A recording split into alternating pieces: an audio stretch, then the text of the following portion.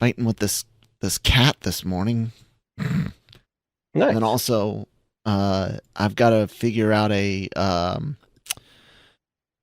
issue with Christine's microphone. I'm not sure what's going on, but there's some sort of like noise artifact, some sort of interference in it, and I'm not sure if it's the microphone or a cord or her port.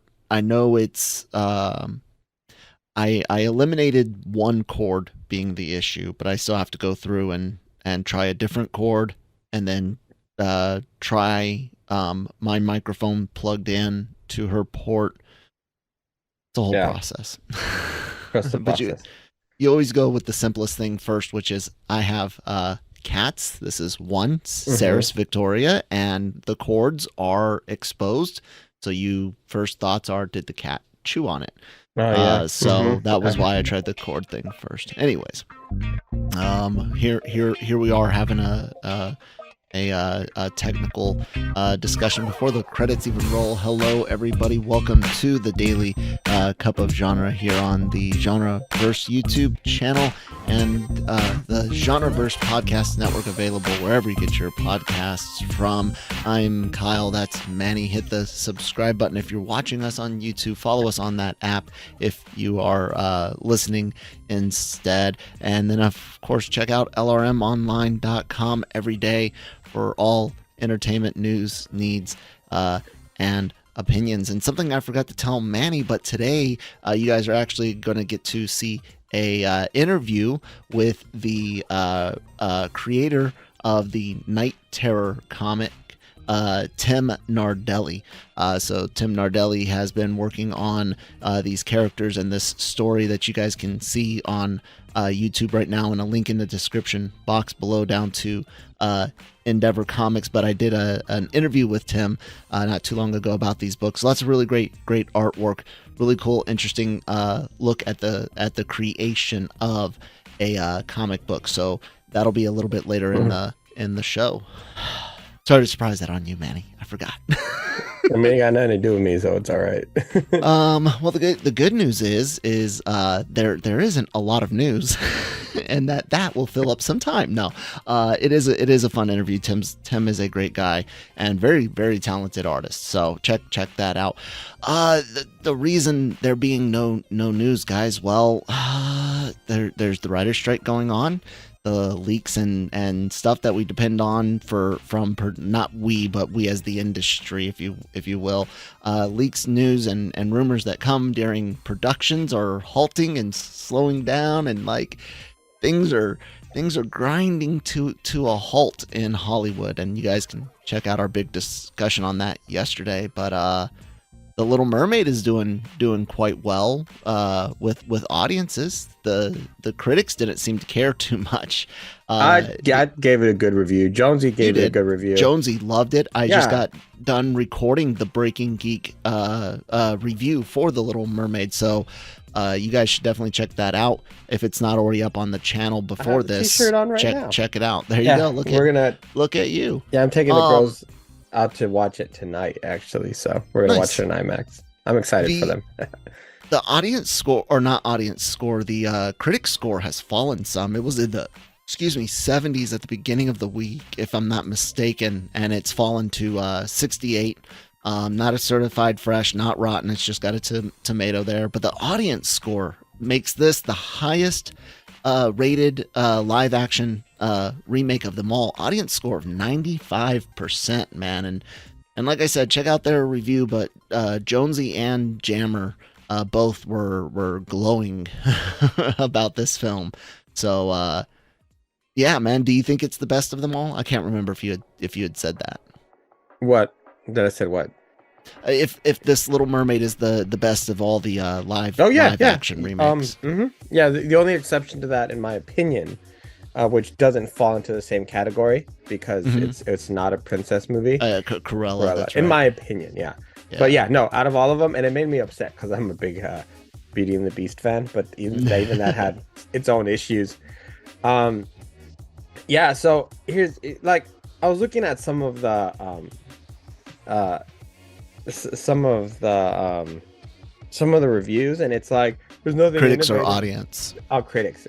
Critics. And it's like there's nothing innovative or nothing new about this, or like it's just like this old movie. And it's like it's supposed to be. That's the point. It's a live action version of the film. And I mean, some of the spots where I did have issues with it, like they also do have issues with it. But I'm not gonna ding them that much for. I mean, there's one shot in Under the Sea where they have over like 500 fish and sea creatures in it. It's not gonna be that amazing. I think that where it needs to excel, it does, and that's the actual main characters. And I think that where they are innovative and they make the changes in setting this in the Caribbean and kind of making it that instead of trying to just fit it in the world that the original 89 was. It just makes more sense. It flows better, and it kind of fits the Disney brand also with Pirates of the Caribbean, and now you have the Little Mermaid in the Caribbean. Not saying they're connected or anything, but it's a world that they're Disney comfortable cinematic in, that they know. universe. Yeah. Well, there might be a princess cinematic universe. You never know. Yeah. I mean, Kingdom Hearts made it a thing through I their love Kingdom Hearts multiverse so thing. much. Yes. Yeah. So I mean, it's almost like I do too with the Kingdom key and the Halloween key back there, or Pumpkin key. I didn't really like the Halloween key. Manny, you lame. Call yourself a horror. I don't like the hell. Shut up. Go ahead and talk. Finish what you were saying. so anywho, yeah, it was good. It's just a Little Mermaid. Like I don't understand. This is the same kind of treatment I feel like sometimes like horror movies get, where it's like that you give a bad grade to Scream because all you did is walk. It's like all it does is it's a guy in a mask walking around. Because it's a Scream movie. That's like, bad. Yeah, that's exactly what it's supposed to be. I hate critics. Sometimes. What were they wanting to do? Set the Little Mermaid in the 21st century or something? I mean, come on now. That wouldn't have played very, very well at all. The critics want to cancel King Triton because he has all the different daughters of different ethnicities, which means that he has a plethora of baby mamas. Polyamorous, aka the Nick Cannon of the seas. I don't know, man. It's is he really? Wild. I don't watch musicals. For any audience that might not be regulars, I'm not a musical guy, so I have no skin in the game for the Little Mermaid. But is he really Nick Cannon of the seas? I don't know, man. None of his daughters look alike. All of his daughters are different ethnicities. Well, man. what if mermaids breed much like fish, and there's like a bunch of mermaids lay out some eggs, and he just comes and like carpet bombs across the eggs? I don't know, maybe. Yeah. However, he doesn't, man. He's ended up with quite the variety of daughters, and no mom to help him. Single dads all the way. Oh man, Disney is like one of the few places, and not every single dad is bad, but also not everyone is great. But Disney is one of the only places where you get to see a lot more single dads and actually get some relatively decent positive things out of it. I will give them that, even if the dads do mess up or they're kind of goofy like the Sultan in Aladdin. It's not one of the places that is just a not always a constant shit on the male. So good for them on that, I guess. Like look at this, a supposed top critic from San Diego. The only snippet they have from his review is part of the world of lazy remix. Sebastian's still fun. Okay. Come on, man. I don't know. I usually have a problem with the way that some top critics look at films, because it's so it's almost like snooty and snobby. It's almost like, oh, because this isn't a the Irishman or something like, Yeah. there was some some like nuanced like movie. Some hoity-toity shit. Yeah, Yeah. Then it's And we bad. love hoity-toity shit, guys. We but love it all. Yeah, hell not yeah. everything has to be compared to hoity-toity shit. What do you think this movie takes, man? We had Kevin Davis 8646 in the comments quite often on our videos about box office take. Thinks this will do 900 to a billion worldwide, and thinks an opening weekend of 130 to 150. What are you thinking, man? I'm about I don't agree with that. No, it's not gonna make that much money. It's gonna make good money. I heard that the projections in China are not good. I wouldn't think they would be. Which do say a lot, unfortunately, because they sometimes hold some of these movies up compared to other ones. I'm in the like. There's a lot of people traveling this weekend. Mm-hmm. That's my thing. I mean, record numbers of people were traveling yesterday already on flights and things like that. And I'm gonna be at a I think I'm gonna 115. You're close to me. I was thinking 110 opening, and we'll save our well, what do you think worldwide? No, total. You don't know. I think because of the China thing that this and its potential, we don't know. It could end up, doing better, but China doesn't necessarily have the greatest track record when it comes to enjoying characters that are played by people of color. But hey, that's their thing. Maybe 750 to 8 worldwide, with maybe a US take, which is going to be interesting. The audience loves it as much as they do. This could easily push 500-600 million, maybe more. Does but I don't Monday know. count as the weekend in this case? It'll count as a 3-day weekend for sure. All right, I'll go 120. You'll go 120. Okay. Yeah, just to be a little bit farther from you. Oh, okay. And so we'll see how it goes, ladies and gentlemen. And then see how it goes. Let's go ahead and put it at 220 worldwide for the opening weekend. Yeah, I don't even know about that. Yeah. Anyways, we'll see how it all goes, guys. Let us know what you expect it to do in the comments down below. Yeah. That's the thing to do. Oh. All right. I do have something for you. Okay, what do you got? Well, it's not news, but it's kind of news. This week officially, the Arrowverse is technically done. Oh yeah, the Flash has ended, right? Yeah. And the non-fastest man alive. The non-fastest for one last time. Yeah, the non-fastest man alive. What do you think overall is kind of what do you think the Arrowverse was able to do? I mean, relatively to the grander scheme of entertainment as a whole, not a lot. It did manage to deliver some really fun shows for short periods of time. The first few seasons of The Flash, I thoroughly enjoyed, but after about season 3, it starts kind of, and that's not to say that there weren't more peaks afterwards, but I couldn't stick with it. Arrow was similar for a lot of people I know that were hardcore into it for 1, 2, maybe 3 seasons, and then it started to falter.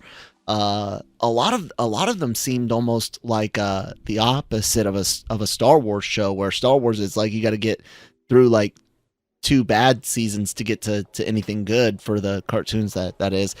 This was you only get two good seasons of things. I liked the Supergirl character. I did not like her show. Her show was trash. But I liked her character was fine whenever she popped up on some of the other stuff. I don't really think it made all that much of an impact, because here's the sad thing, or not even necessarily sad thing. It's fine. The CW or the WB when I was a kid, like middle high school, and at one point UPN, because they combined anyways. It's always been niche. The niche has changed, but it's always been niche, and went from kind of that. When it was the WB, I mean, look, it's stuck with being a niche thing, and that's fine. It served a particular audience, but that audience is not all that large. Hence the reason a lot of these things are ending and getting canceled or ending, like I said, which I guess can be canceled. It depends. If you got to finish your story, you ended. If you didn't get to finish your story, you got canceled. So the fact that so many of them aren't going to continue on, they're not looking at rebooting a bunch of this stuff or even replacing it with new heroes or anything like that, kind of shows you that, you know, in the world where there's so much entertainment to choose from and so much needs to get made, costs money, and things are more expensive, it shows that it really wasn't all as big as some people thought it was. Bubbles on the internet really pushed it forward some, you know what I'm saying? But hey, I'm glad people enjoyed it.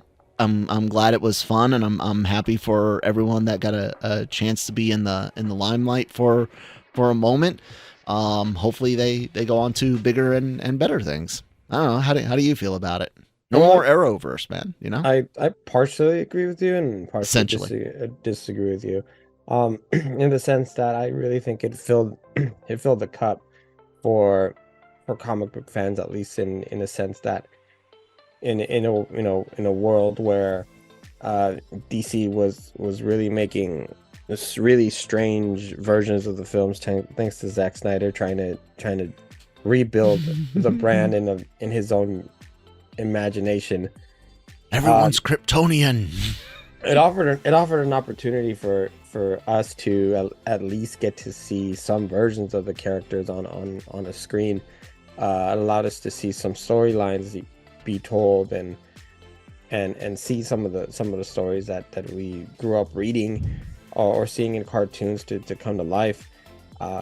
I think Arrow it actually took about a season to really get going, but after that it really picked up, and then it fumbled. And I knew this was happening because I remember reviewing and being very cautious about it. It lost its footing as soon as it started going into the supernatural, and then at that point it really lost the luster of what made it special to me.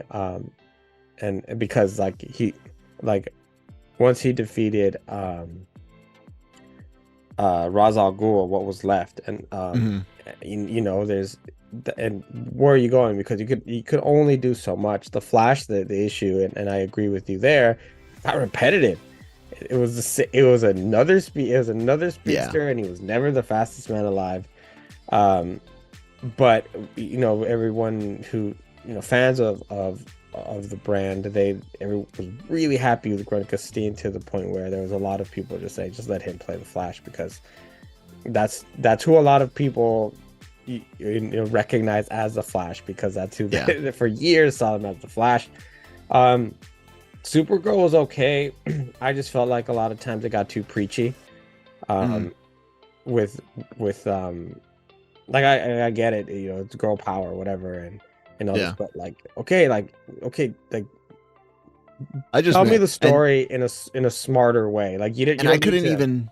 I'll be honest, when I call her show garbage, it's not even necessarily for that, because I couldn't even get past just all of the acting, the characters, and the general like feel of her show on its own to even get to the point to where you could be all super preachy, but I do know that whenever she was on the other stuff, she herself was fine. Like she interacted with everyone real well, and yeah. I really liked her as a Supergirl. Legends of Tomorrow, it was weird, but once they really leaned into that weird, wacky kind of almost like Doom Patrol type, Patrol for censored TV type fun. Doom Patrol light. Yeah, it got really good. And I can't say enough about how good Black Lightning was, because that was very well told. Yeah. That and don't. Mm-hmm. I was going to say, don't get me wrong. When I say that these were relatively unimpactful, like I said, that's on the grander scheme of things. I know a lot of people have very similar feelings to you about things like Black Lightning, especially, and that they are loved, and that a lot of people find them very entertaining. And so yeah. I'm not taking anything away from that. I just don't see a lasting. You know what I'm saying? No, like I don't. Yeah. Unfortunately, Black Woman was forgettable quite a bit. Batwoman, yeah. They had their issues with, the actual Batwoman, and I just think over the scheme, just overall, it's great, because in the end, almost right at the end, is when they gave us Crisis on Infinite Earths, and it gave us a lot of little treats there that we to this day, and who knows, we may not ever see on television. We got to see Brandon Routh again as Superman. Mm-hmm. We got to see Kevin Conroy as Kingdom Come Batman, which was pretty special. Tom Welling came back. Yeah, as just as Clark, but he was there. Mm-hmm. I mean, just really cool stuff. There was a lot more cameo. Oh, it gave us the Flash, which was actually really nice. And doesn't matter anymore. Well, it still does for a bit. Won't matter in a couple of weeks. you never know that he can stick around. You never know. Because all I've heard from anyone who's seen that movie is that it's very, very good. Mm-hmm. I keep hearing that. I'm interested in it. So I'm super stoked about Spider-Man this upcoming week, though. So yeah, we were talking about Spider-Man the other day, and he's like, "Do you think Spider-Man's gonna be good?" I was like, "It's gonna be good, but it's not gonna be Into the Spider-Verse like the first one good." Because are you sure? Because a lot of people are saying this is better. That this is the I have seen this comparison. Many people are calling this the Empire Strikes Back of Spider-Man, or of animated comic book movies. The Empire Strikes Back, man. That's a bold thing, and that's different than a Nick Dahl. Oh, it's an A+. You know what I'm saying? Like yeah. But the thing, my argument with it, and I'm not saying it's not going to be good, and I hope it is, and I hope that it is an Empire Strikes Back type movie, is that when the first one came out, we were all very surprised by the tone, by the animation, by the pacing, and the kind of the storytelling, and then also had a phenomenal soundtrack, which included that awesome Post Malone song, Sunflowers, that really put it all together and just delivered just an amazing experience. The difficulties filmmakers have usually is being able to recapture that and to expand on it, and then to make it worse, you're not including just a couple of Spider-Man. I mean, this is Spider-Man everywhere. So how wonky can it get? I'm saying can it get, because it could work. It could work, and if it does work, I'm very happy for it, and I'm here for it. I'm going to go watch it. I'm excited for it too. Yeah. But I'm just saying it just has a higher hill to climb as far as tempering expectations is never generally never a bad thing to do. So yeah, I hope it's good. I really do. I really thoroughly enjoyed the first one. I started playing through the Spider-Man Miles Morales. I mentioned this the other day, talking about the Spider-Man 2 game, and just it things like Spider-Verse things like the old cartoon, things like this game, and even moments in individual Spider-Man movies remind you of just like why that character is so damn popular, so damn fun. How someone would choose to be able to walk and crawl on walls and swing through a city versus straight up flying. Me personally, I just want teleportation. But you know, people like the idea, the quips, the style, the struggles that Peter has to go through, or Miles has to go through for that matter, since we're speaking of Spider-Verse, the trials. Anyone that knows the comics knows that this movie has a bad thing coming in it. How it plays out with the whole multiverse and stuff, you know, kind of depends, but we know a very, very bad thing is coming. It's exciting, and he just, the character speaks, and that's what makes Miles such a cool thing to me. He's unique. He's unique in the way that he became the next Spider-Man, you know, the young ward that takes the place, the future torch bearer, because he is his own character, but he was inspired by Spider-Man. He doesn't just try to replace Spider-Man. You don't just, oh, this is their kid and they're exactly like them, throw them in the suit and give them the name. Looking at you, X-23, from time to time. When Miles is his own person, but he was just like us in a way, being inspired by Spider-Man. It's cool, man. I really dig it. I hope it's great. The thing that I get usually from things like that, because you know we're seeing this movie come out, it's going to be amazing. The game's going to be great. The past games are going to be great. Everyone's replaying games right now because it gives you the feel that you want to pick up a controller when you're watching the gameplay. By the way, the other people I've talked to throughout yesterday were like, yeah, this just looks like every other Spider-Man game. But who cares? It's a Spider-Man game. And I was like, I know, I get that. I'm not jumping up and down like I do for Final Fantasy, but it's pretty damn cool to me, man. I'm not saying it's not cool. I'm just saying like it's literally the same thing, just different skins. But so what I don't understand, and I'm not trying to go down a rabbit hole, is how the heck do we not have a successful film franchise for Spider-Man on its own already? I don't understand how you. What do you mean? I don't understand how you could mess it up so bad that you need Marvel Studios' help to figure it out. Yeah. How I mean, the Sam Raimi trilogy was successful, wildly successful. The third movie, gets panned, but it made third movie was terrible. I agree. The Amazing films are awful in every way, financially and story, in my opinion. Acted, aesthetics.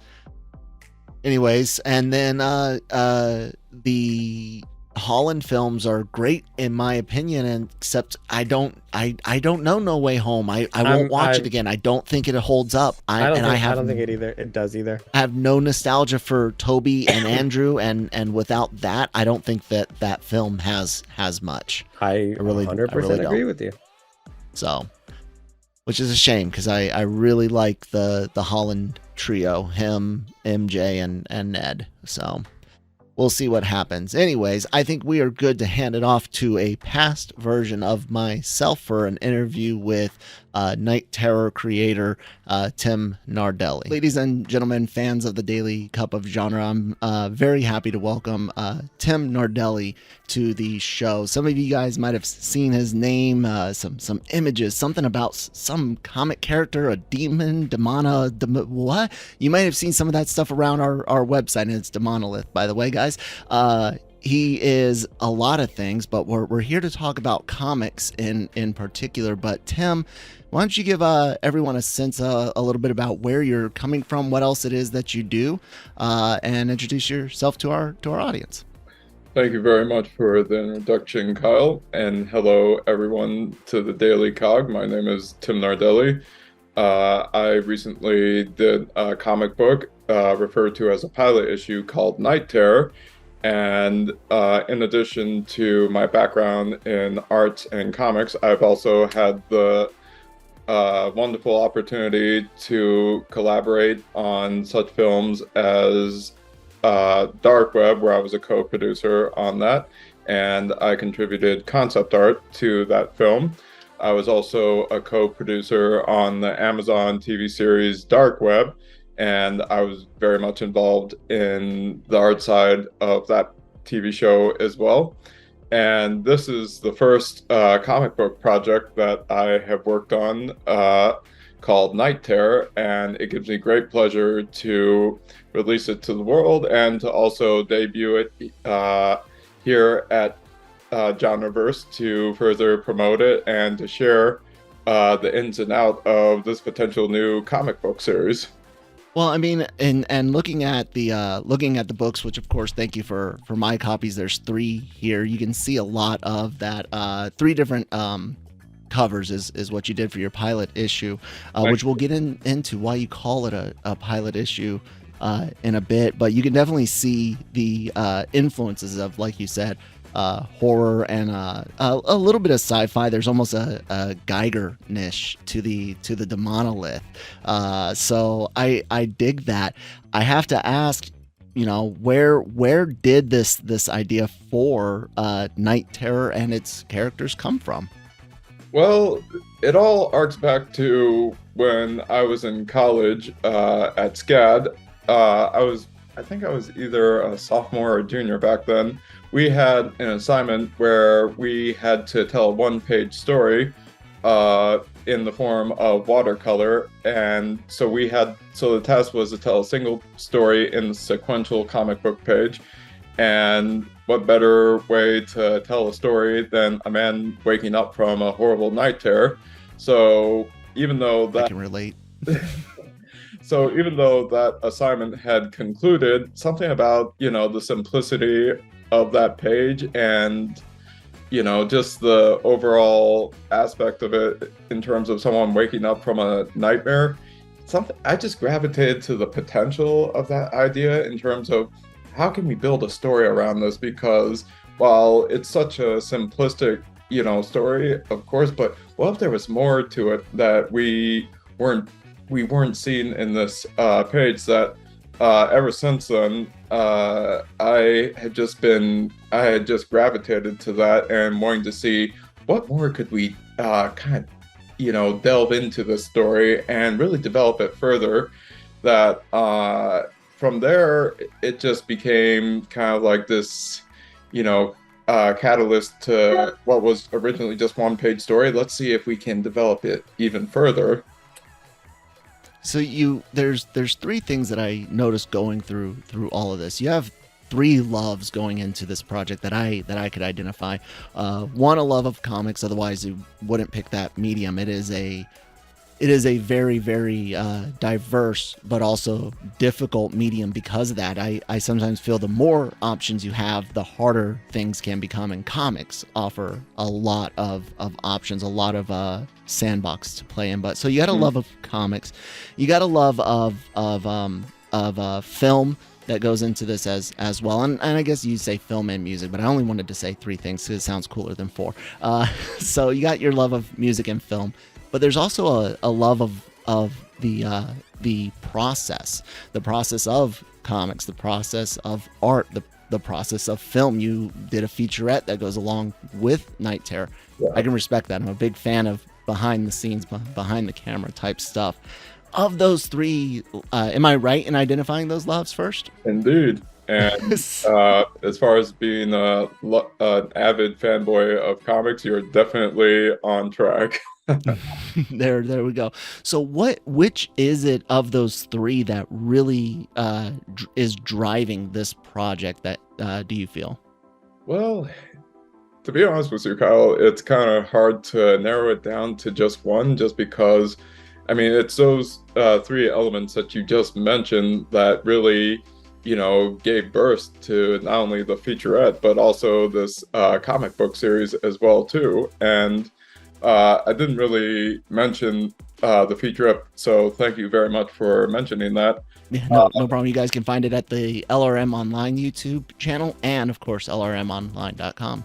And I'll touch on that real quick. The Sure. featurette was designed to not only showcase my ability as an artist to how I create comic books, but to also give those who are interested in comic books that want to develop like their own comic books, who otherwise may not know like where to start or how to take like their idea and develop it further. The featurette was a means to kind of like showcase people, okay, this is how an idea starts. This is how we put it into practice from beginning, middle, and end. So this is a means for like those who have an interest in comic books and really want to like either write for comics, draw for comics, color for comics, ink for comics, an opportunity to see like how they can get involved. The featurette is kind of like an incubator for potential new IP, because since Night Terror is a new comic book property, people may not be familiar with it. So considering how new it is, that this is an opportunity to just give, viewers more insight as to who these characters are in the world of Night Terror, that when the actual comic book series is eventually greenlit, which I hope to announce at some point in time in the foreseeable future, there's a little bit more insight to, okay, this is something new, but we got a little glimpse as to who these characters are. Let's dig into a little bit more into a couple of your characters, including the leading man here on the front, guitar player. Bassists are better, I'm just going to say, but Matt Deo, right? Matt Deo. Deo, there we go. Sorry. Matt Deo, tell us a bit about Matt, where he comes from in your mind. Well, Matt Deo was... When I first came up with the character, I knew very little about him. That when I first designed him, I don't know what it was, but I just could feel elements of a musician to this character. So I kind of went with that. And since the story takes place in the early 90s, I know I'm going to date myself here, but the early 90s was definitely the time of grunge music. That something about having the main character being the musician in this particular time period just seemed very appropriate. When I was further designing the character, I want the character to feel like a musician and really feel like someone would really want to go see him perform. But to answer your question, where he fits in the story is, we have a character that is an inspiring musician who is wanting to pursue his dreams of becoming, a rock star, and life, throws him a curveball as his dreams of becoming a musician end up becoming interrupted, as the night terrors that he once had as a child has now resurfaced. His subconscious and reality are becoming one and the same, and is finding it difficult to distinguish the two.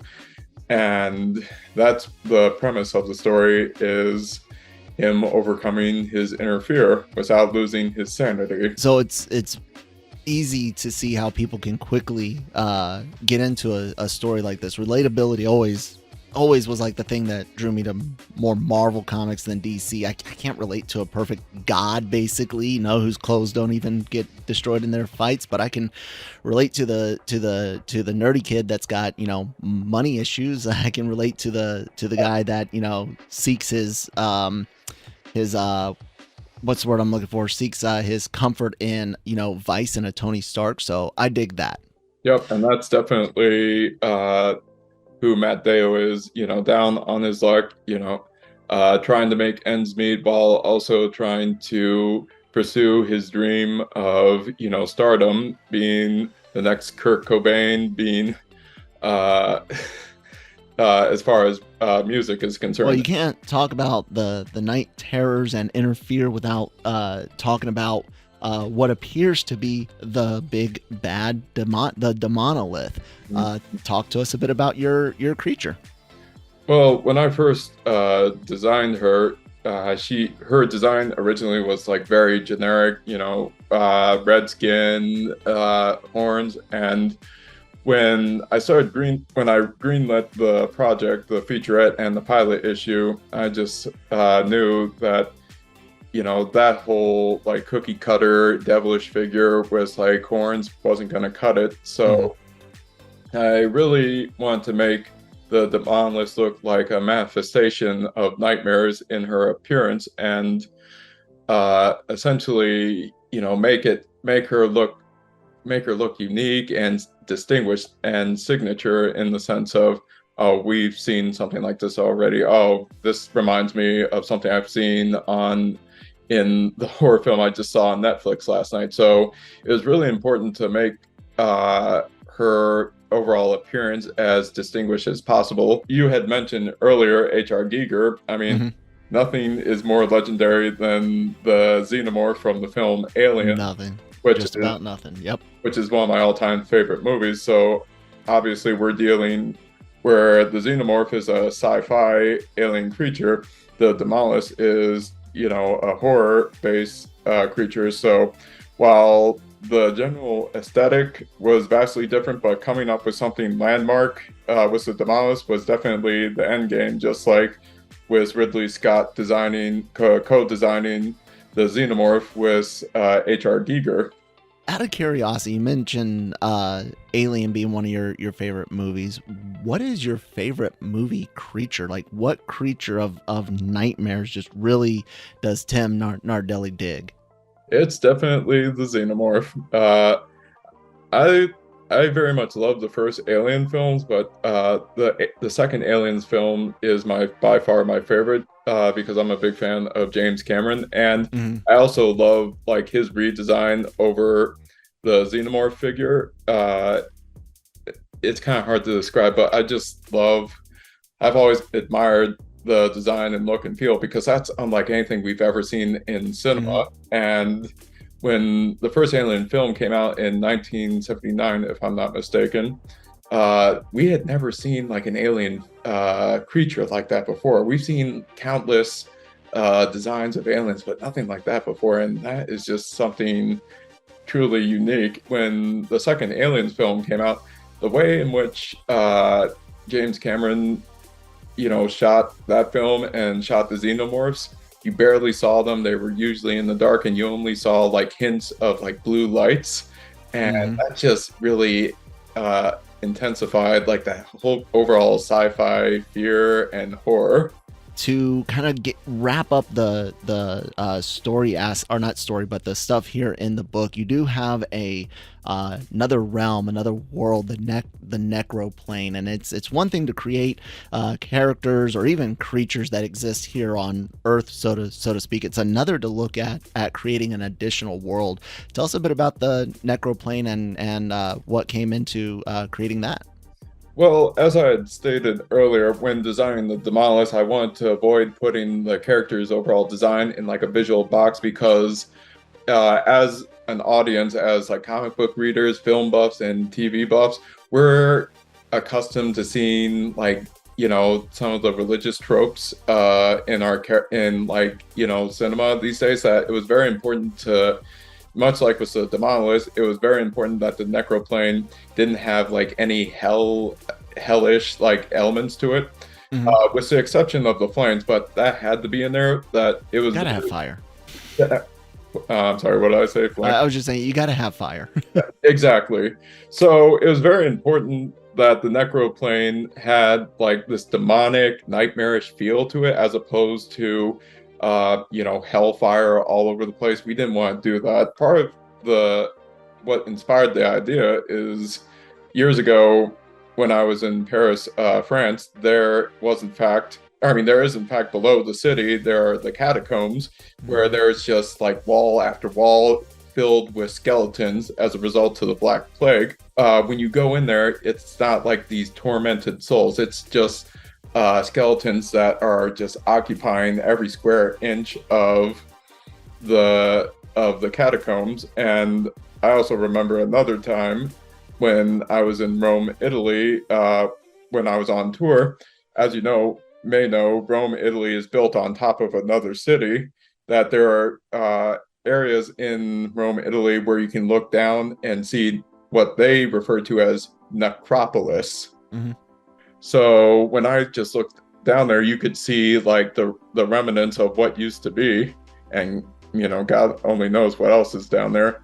That when I was designing the Demolis's like very dwelling, I wanted to kind of bring out that same feeling that I had when seeing the catacombs and also seeing necropolis. So instead of like seeing blood, guts, and torture in the necroplane, all we're seeing is like these caves and like these skeletons, and with a bit of flames.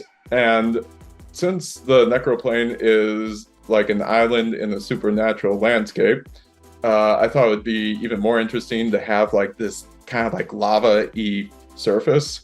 Mm-hmm. So it just felt more like this natural like and demonic architecture, as opposed to going all Event Horizon. I would wager we covered all the big points, the big things that everyone should be really interested in seeing. Was there anything else in particular that you wanted to cover, or are you ready to shamelessly self-promote this book and tell people more about where they can find things connected to it? Well, as of right now, in terms of where to pick up a copy of all three covers that you just showed, is endeavor-comics.com. And with that said, I would like to take this time to greatly thank you and everyone else at Genreverse for promoting this comic book series and for promoting the featurette. The feedback we've been getting, and the fanboy and fangirl endorsements that we've been getting with both the featurette and the comic book is just absolutely wonderful. So thank you all for promoting this.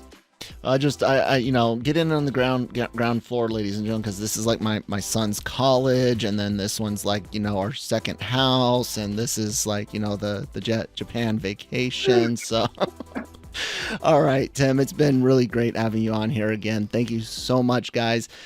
Check out Tim's books and other things going on. You can find it all, of course, lrmonline.com and Endeavor, as Tim had mentioned. There will be links in the description box down below for you guys. Thanks again, and we'll get back to Manny and future Kyle again. All right, thanks past self and Tim again, guys. Link in the description box down below if you're interested in picking up a copy of the Night Terror pilot issues. You guys can find, of course, more content at lrmonline.com every day. All entertainment news needs opinions. The podcast can be accessed there. Written reviews, celebrity interviews from the LRM YouTube channel. Speaking of YouTube, if you're watching us on that, hit subscribe. We've got a lot of great content here. Breaking Geek Radio, like I said, Little Mermaid review coming up this today. Anime reactions and reviews, the Cantina for Star Wars stuff. And if it's not a reaction video, the audio goes up on all your favorite podcast apps. So yeah, do all that, following and subscribing, commenting even. So anything else, Manny, for the week? We made 4 out of 5 shows, man. Not too shabby. Yeah, on a week that we weren't supposed to. Yeah. Probably next week just be the 3 though, guys. So yeah. Any final words for the weekend, Manny? If you're in California, stay out of the goddamn rivers. Yeah. Like, honestly, officials have had so many pressers this week about just kids have died because parents are, and you will go to jail. Yeah, they said they're finding people and pushing to the extreme. Stay out the rivers, guys. Be safe. Have a oh my God, the weekend, guys. Please take a moment to remember those that gave their lives in service of this country. Memorial Day is not for veterans still kicking like myself. This is for those that gave the last full measure in defense of this nation. So keep that in mind. Happy Memorial Day, guys. Have a good, safe weekend. We'll see you next week.